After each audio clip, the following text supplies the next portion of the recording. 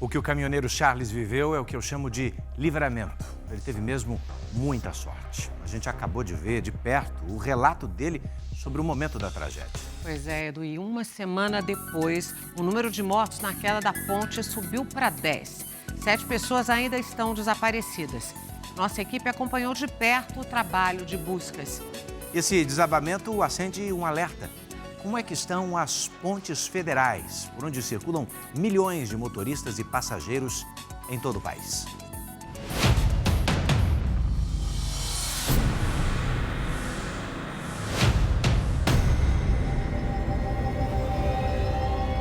No alto do que sobrou da ponte Juscelino Kubitschek, um carro se equilibra sobre o vão.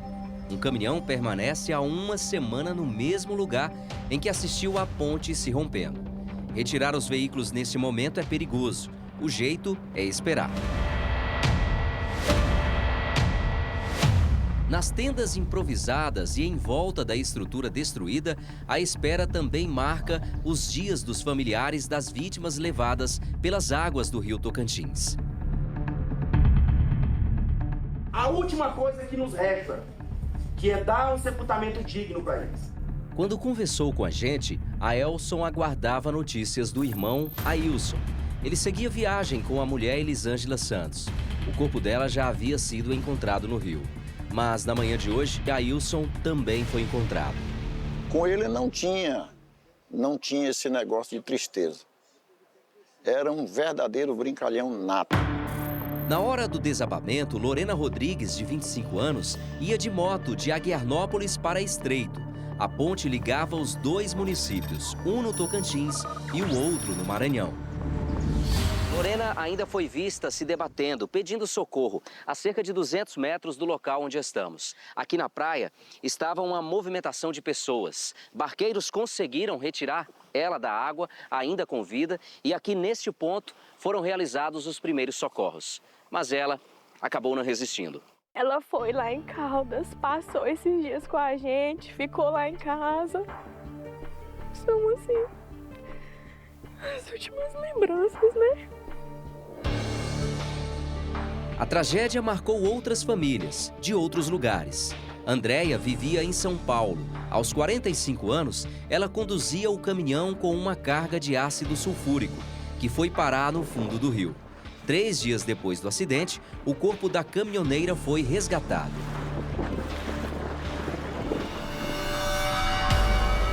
Na última quinta-feira, a 10 quilômetros do local da queda, foi encontrado o corpo de Rosamarina da Silva Carvalho.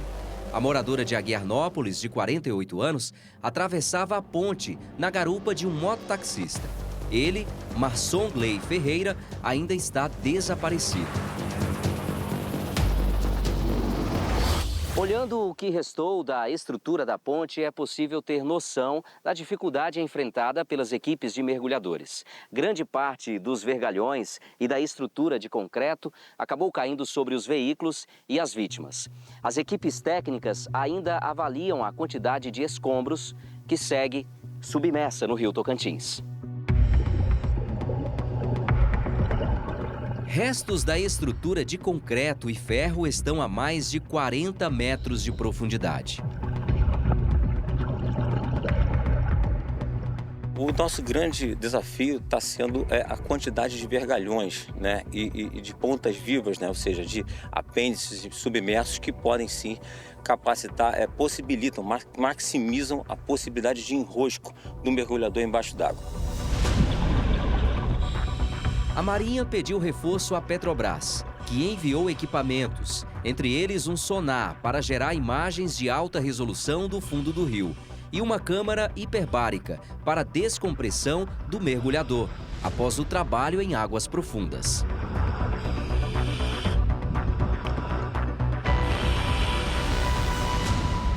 Se ele passar mal e tiver que ser retirado de forma emergencial lá do fundo do leito do rio, ele vai vir à superfície e não cumpriu as etapas de descompressão. Então a gente pega ele, a Marinha trouxe médicos hiperbáricos e enfermeiros hiperbáricos e vai levar esse mergulhador para dentro da câmara hiperbárica.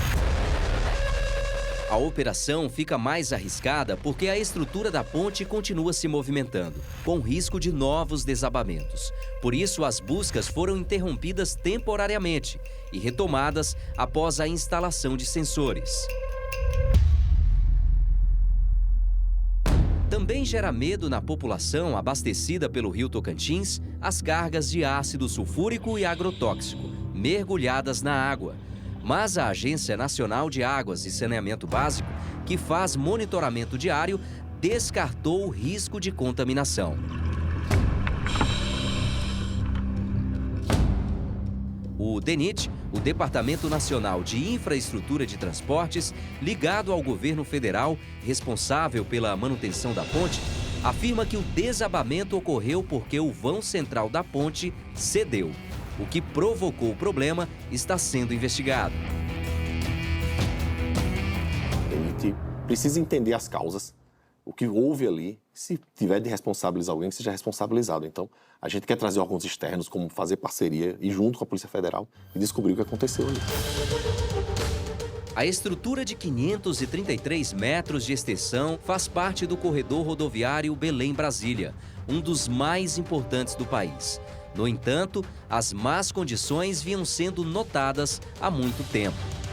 O Luzimar é motorista de ônibus e passava pela ponte a cada 2 dias, levando passageiros de Goiás a Belém. Cada viagem, eu indo ou volta, tem uma coisa errada na ponte. Tem mais um buraco, tem mais uma rachadura. Nós estamos no município de Palmeiras, no Tocantins, a cerca de 7 quilômetros de Aguiarnópolis, local da tragédia. Este é o posto da Polícia Rodoviária Federal, que fica mais perto da ponte JK. Nos últimos anos, os policiais que trabalham aqui na unidade chegaram a emitir vários alertas sobre a situação da ponte. A gente, na sede aqui, nossa diretoria, não recebeu pedido de interdição, mas é isso que a gente precisa aprofundar nas investigações, acompanhar todos esses processos e realmente ver o que aconteceu nessa ponte. A JK passou pela primeira reforma em 1998, quase meio século após a inauguração.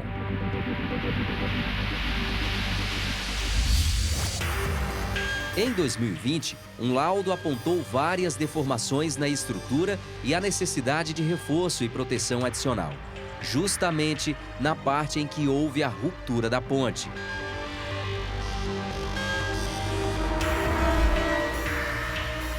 De 2021 a 2023, o governo federal gastou 3,5 milhões para reparos na estrutura viária do Tocantins, incluindo a ponte JK.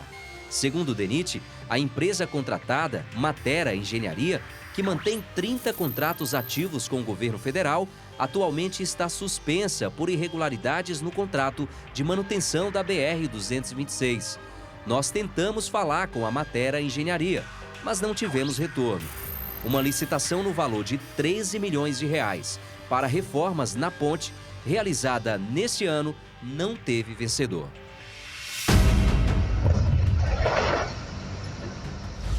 A queda da ponte Juscelino Kubitschek de Oliveira no último domingo não é um incidente isolado. Outras estruturas federais apresentam uma situação parecida. No Maranhão, a ponte que liga a cidade de Imperatriz ao Tocantins está assim. Apresenta buracos, fissuras, rachaduras e até pedaços de ferragem soltos ao longo da estrutura. Segundo os moradores, a ponte que cruza o rio Tocantins foi inaugurada em 2009 e nunca passou por manutenção. Pontes e viadutos precisam ter inspeções rotineiras, pelo menos a cada 2 anos, além de inspeções especiais, aproximadamente a cada 5 anos. Somente por meio dessa inspeção que é documentada, nós temos as condições de determinar que tipo de intervenção uma ponte pode ter. Em 2022, 2 pontes desabaram na região metropolitana de Manaus e até hoje nenhuma delas foi reconstruída. Na época, o governo do estado decretou situação de emergência em 3 cidades. Mais de 100 mil pessoas foram afetadas pelas quedas. As 2 pontes caíram em um intervalo de menos de 2 semanas. Elas integram a BR-319, a rodovia federal que é a única conexão por terra do estado do Amazonas com outras partes do país, como Roraima, por exemplo. O DENIT, ele hoje monitora suas cerca de 6.200 estruturas, né, como pontes. Então, a gente tem nossa classificação por notas, né, que são conceitos que vão de 1 a 5, algumas com nota 1, que é a mais crítica, 2 até a 5, só que não necessariamente as notas que a gente atribui, elas estão relacionadas com a criticidade da estrutura. Isso serve para priorizar investimentos, né, colocar ali a ordem das reabilitações, das manutenções. Os dados incluem apenas pontes federais, não considerando outras estruturas locais, como viadutos, túneis e passarelas. Um raio-x detalhado sobre a conservação das pontes federais, realizado pelo próprio DENIT, traz números alarmantes. 727 pontes estão na mesma situação preocupante da estrutura que caiu entre o Tocantins e o Maranhão. Outras 597 são classificadas em um estado de preservação ruim. 130 apresentam o pior cenário possível. A situação é crítica, ou seja, mais de 12% das pontes federais brasileiras estão enquadradas neste cenário. De acordo com o DENIT, existem quase 6.200 pontes em rodovias federais no país. Entre elas, 5.200 foram vistoriadas nos últimos 2 anos. A gente tem uma periodicidade de pelo menos a cada 2 anos tem uma inspeção, é o que diz os nossos normativos. A gente atribui hoje que no Brasil nós temos algo em torno de 13 pontes que estão interditadas e que estão em obras de reabilitação. O problema é a quantidade. A gente estima que a gente tem entre 120 e 200 mil pontes no Brasil. Se a gente não sabe a quantidade, como é que a gente vai saber como elas estão? Números da Confederação Nacional do Transporte mostram que, desde 2019, 19 pontes caíram em rodovias federais, contando com a ponte do Rio Tocantins. Apenas em 2024, já foram 9 desabamentos. É preciso lembrar que o país é uma dimensão continental. Nós temos milhares e milhares de pontes sob gestão federal, pontes sob gestão estadual, pontes sob gestão municipal e viadutos também, além de concessões rodoviárias, que são empresas privadas que, por meio de leilão, fazem a gestão desses ativos. No Tocantins, a investigação continua. Em 2025, a gente trabalha com 3 frentes. A primeira é coordenar, através do Ministério dos Transportes, as buscas na região. Restabelecer aquela ponte que lá está. A gente quer ainda em 2025 entregar uma nova ponte e a gente, de imediato, já restabelecer aquela conexão por balsas, transporte local ali das cidades que se conectam, né? Cidade de Aguiarnópolis e Estreito. E, numa terceira frente, investigar a fundo e descobrir o que realmente aconteceu com aquela ponte. Mas e as outras pontes pelo Brasil? Como ficam?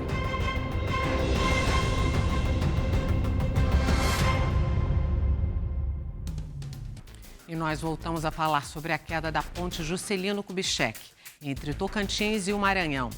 A Matera Engenharia, empresa contratada pelo governo federal para manutenção, informou há pouco que o último reparo foi feito em novembro de 2023. Segundo a empresa, na época, o governo federal aprovou todos os serviços realizados, sem ressalvas. A Matera Engenharia afirma também que não foi responsável por obras mais complexas, como o reforço estrutural para conter danos severos na ponte, e que também não recebeu qualquer punição relacionada ao contrato em questão.